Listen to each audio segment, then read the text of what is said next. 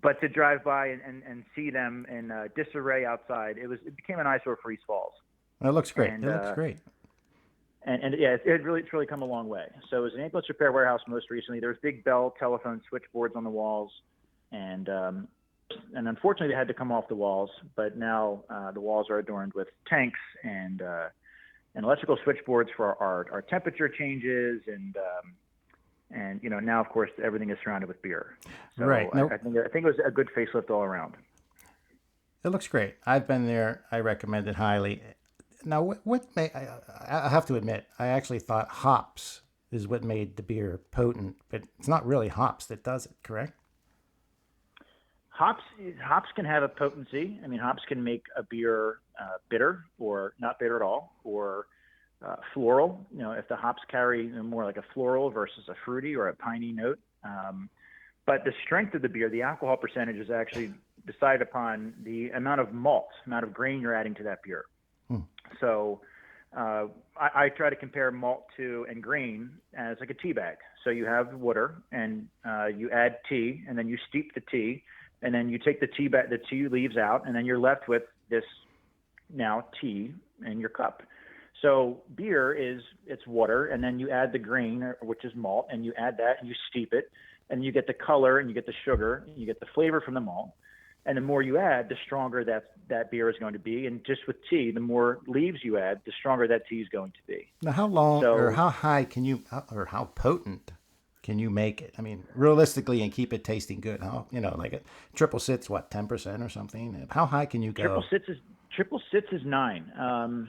Most beers, the highest beers that I've seen, and there is a rule and a law from the Trade and Tobacco Bureau that will say how high a beer can actually be before it goes from a beer to almost a distilled beverage. I've seen some beers at 17%. That's high. Jesus. That's higher than most wines. But that's a lot of work to do, and also that takes you're kind of pigeonholing yourself to only a very, very small subsect of craft brewers that are going to drink that 17% beer. I mean, that's beyond a sipper. So the highest we've done is 9%. Yeah, that's a weapon. That is a put on your PJs and call it a night. So if I get a Papamutes beer, I can bump it up to 15%. You sure could. You sure could. As high as you want, we can make it happen, and that'll be fun. And that's the fun of beer, is that we have the full control over what ingredients go in, what hops go in, what malt, and what flavorings. And but the highest we've done is 9. So we're aiming to go. I want to do an imperial stout soon. That's going to push the boundaries of 12%. And that's dangerous. So we would serve that in a smaller glass. And again, make sure you're in your PJs on the couch. Oh yeah, triple sit has kicked my ass. All right. So besides beer, the place offers more than, food trucks, yoga, other things, right? Yes. So my dad would, if you asked him the question, and again, he answers most questions really, really well. And his analogy is that we try to emulate the craft breweries from Europe, and that is where it's a little bit short of a community center where dogs are allowed and kids are allowed, and we have yoga, we have Quizzo, we have dog adoption events, we've had art classes, we have fitness classes, and we really try to pull in different events and activities that include everybody in our community. And we're inviting from 9 months to 99 years, and as long as you can make it there, and if you can, of course, we have cans to go. But if you can make it to the brewery, we can promise that the music you hear is going to be enjoyable for all. All of our bartenders, they all contribute to our playlist that you're going to be listening to. We have TVs on for sports games. We have open air seating. We have indoor seating. So we really try to hit every kind of subsect of customers that we can, because we want everyone to be able to come in and feel comfortable and welcome. Right. Sure. Now, how many beers on tap currently? Right now we have 11 beers on tap, and we also have some gluten-free wine that's made locally in Montgomery County, and we have some cider as well from the same company, Stone and Key Cellars. And then we also offer kombucha, which is made in Philadelphia.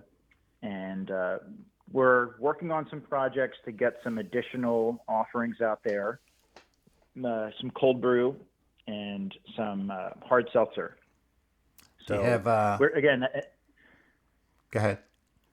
and that's also just part of our plan to just try to hit every kind of, whatever you're looking to drink, we can offer that. And then we also have the light snacks that are made locally as well. But if it's a liquid, we are going to try to brew that, make that, and then serve that to try to hit every market we can. Nice. Now, do you currently have Wigwam? Wigwam just kicked. We have another batch in the tanks, but Wigwam is our that was actually, again, that was a mess up beer. And my analogy is that the potato chip was a mistake. The potato was cut too thin and fried too long, and out came a potato chip. But Wigwam was another mistake. It was never an intention to brew. We were actually brewing a higher alcohol version, something similar to that. But it's a great name. I love the name. I never had it, to be honest with you. I just love the name, Wigwam. And it's great. And it's different from a teepee. And, Wigwam is also pulling from the Lenni Lenape Indians that lived in the Wissahickon Valley here. And a teepee is temporary. You put up the teepee, and then you can pack that to go, and as you're nomadic. But a wigwam is more of a permanent structure, and you can find safety in a wigwam, and you can find comfort. And I bet the beer has grown to new lengths. It is really catching on in Philadelphia, and it's a 5% approachable hazy pale ale that we've found that the base recipe is great, and then switching out different hops every time we brew it, or once in a while, it just makes it a little bit more fun for the consumer. And it's nice to see, that it really is. It's like a kitchen. You add a little bit more garlic or a little bit less garlic, or you add some basil. It's interesting how a dish can really change, and how a beer can change with a slight modification in the ingredients. Nice. I love the name Wigwam. It sticks to Wigwam. me. Wigwam. Yeah, it's fun. The missus tells me I have a condition because I get stuck on names, and you're still single. You kind of get fixated, right? Yeah, Wigwam. Yeah. Well, Wigwam. Once you transfer over, you'll find all kind of conditions. Yeah, I never knew I had so many conditions. I should be in the hospital. I have so many conditions. Wigwam. Anyway. And then in that case, beer always helps. It's Beer's a trigger, always the right? Whatever the question is, beer's the answer. Wigwam. Cara. Oh man. So, we have a lot of fun with the beer names we have at the brewery. Devil's Pool. Devil's Pool, another one. I love that. Devil's Pool and Kelpius Cave. Kelpius Cave. Raven Hill. We try to, and these are all the names that we just mentioned are all within a 2-mile radius of the brewery. Awesome. I'm going to take another swig. Pause for the cause. Hold on. I'll join you. Oh, that's really good. Gypsy juice. That could replace Wigwam. Depends how I get, what condition I'm in. That's right.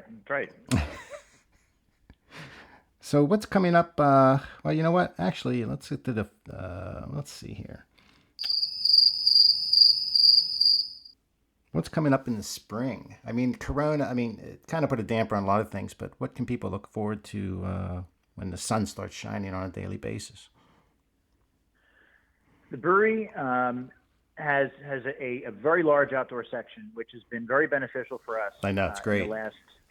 In the last 12 months, the coronavirus, the city shutdown at least, happened just about 51 weeks ago. But who's counting? And we were very, very fortunate. Tell me about it. I know. It's been a weird year and a tough year for everybody. That's why there's no sob stories here. But we found ways to adapt, and luckily we had the outdoor space to adapt and kind of grow into. Yeah, it looks great. When you're there, it's really laid out nice. It's unique. It's not just like well, you have to go. You have to go and see it. It's not just a parking lot. It's not just a grass lawn. We have some grass. We have a lot of parking lot, but we've found ways to modify it to make it feel. And we name every section, and that may be kind of cutesy, but we have the hop deck.